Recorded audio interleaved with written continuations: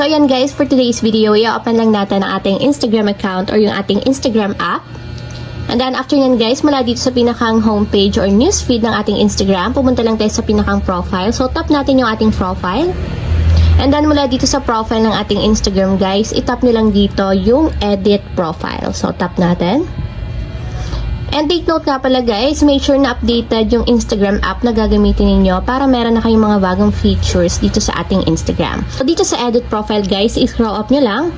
And then hanapin nyo yung music dito guys. Ang makikita nyo, meron ditong add music to your profile. So itatap lang natin dito yung add music to your profile.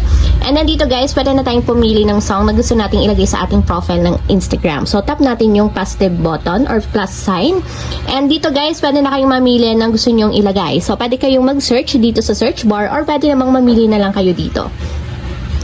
So for example, is ito na lang song na to. Tap nyo lang yung song. And then, pag nakapili na kayo or natap nyo na siya, tap nyo naman yung check button. So, tap nyo lang. And ayan guys, kung makikita nyo, meron na tayong isang song. And then, after naman yun guys, tap ulit natin yung check button. So, tap natin. So, ayan, para ma-save siya sa ating Instagram profile. So, check natin yung ating Instagram profile.